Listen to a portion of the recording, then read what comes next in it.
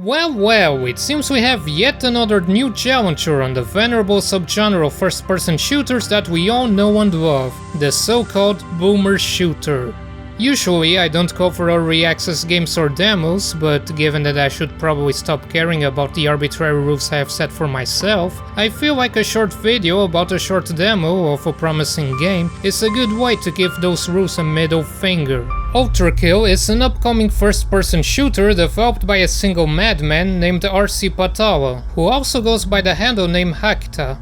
The plan is to get the game into early access sometime next year, but until then you have ULTRAKILL Prelude, a short demo featuring a couple of levels, enemies and weapons.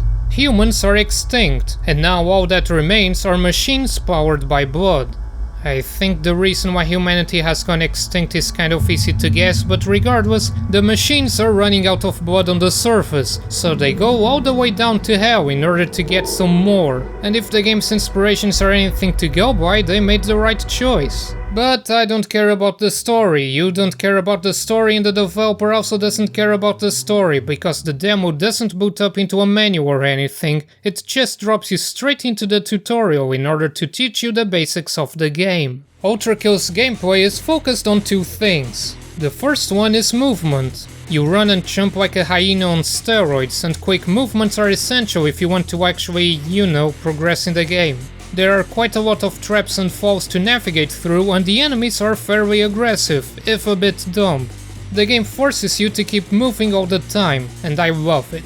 Along with your standard running and jumping, you also have the ability to slide, letting you traverse tight spaces or do the matrix to avoid enemy bullets, the ability to dodge up to 3 times in succession until the stamina bar recovers, and in a similar fashion you can wall jump 3 times.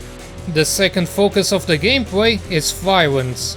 Sweet violence. One of its inspirations is Doom 2016, which is also a symphony of gore and jibs, to put it kindly. In that game, you could do glory kills to cause enemies to explode into goodies. ULTRAKILL drives the metal to whole new heights by straight up making the blood of your enemies restore your health. Enemies will spill entire fountains worth of blood every time you physically assault them, and this is how you recover your health. And you will want to be as brutal and violent as possible, because enemies hit fast and they hit hard.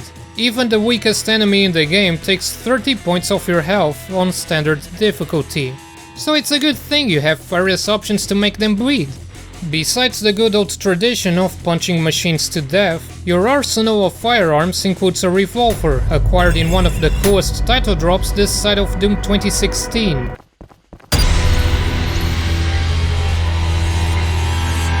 Its regular firing mode shoots a single shot, but it also comes equipped with the ability to shoot 3 at once. In between levels, you can find some terminals that allow you to spend credits to buy new variations for your weapons, and available in this demo is another secondary fire for the revolver. This one lets you throw out coins that, if you manage to hit them with a regular shot, instantly redirects that shot into a nearby enemy's weak point. The only other main weapon available in this demo is the shotgun. Its primary fire is as bog standard as you'd expect, but it also comes equipped with the core eject variation, a grenade launcher sort of thing. In the terminals, you can buy its other available variation, which allows you to pump the shotgun a couple of times to increase the damage it does on its next shot. Just don't pump it too much. You can also slam enemies with your thick metal ass, since apparently the player character is a robot too. Whatever gets bonked in the face will be feeling the pain, while the surrounding enemies get plopped up into the air. Tying all of this together is a scoring system inspired by the likes of Devil May Cry. The more violence you cause, the better, and the more stylishly you do so, even better. While getting a high grade isn't required, you are incentivized to do so since it gives you more credits to spend at the terminals mentioned above. Of course, there's only 2 things you can buy in this demo, and you can easily get enough credits for both of them on a single playthrough, but it's not going to be that simple in the final game. And once you finish this short 30-minute demo, you can try it all over again. You carry all the upgrades through your following playthroughs, so you can start murderizing everything with the shotgun right from the start.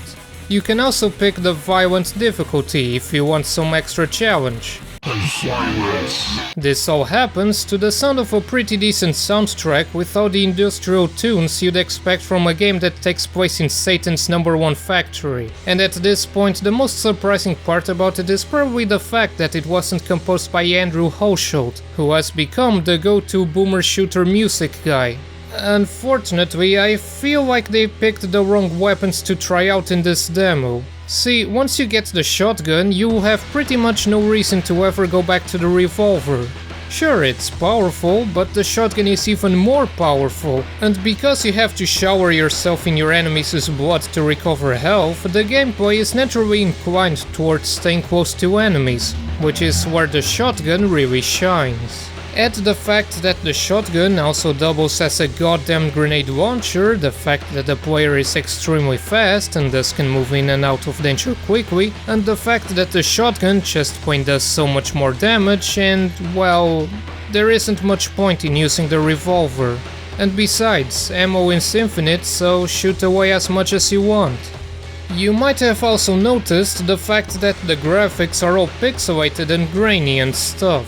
And surprisingly, this boomer shooter aims to imitate certain art styles seen in retro games.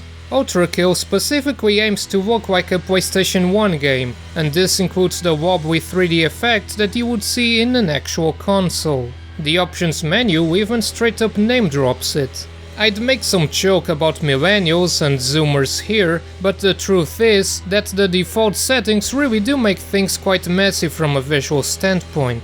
I mean, it is supposed to look like that, and it does do a good job at making everything look like a PlayStation 1 game.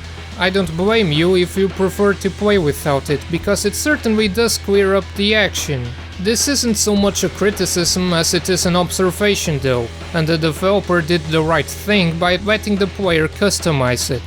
The only thing I can straight up criticize is that it's a bit hard to see where exactly the shotgun's core eject thing is going, and that there are a few performance quirks. The game runs on the Unity engine, and I had similar stuttering issues with Bedlam, which curiously is also a retro-inspired FPS. This might be because of the way that the engine's garbage collector works or something, I don't know. It's not nearly as bad as Bedlam at least, and that was a finished product. ULTRAKILL is still very early into development, so I have no doubts that it will continue to get tweaked and improved. But even this early in development, the game is already establishing an identity for itself between all the boomer shooters that have been appearing in the last couple of years.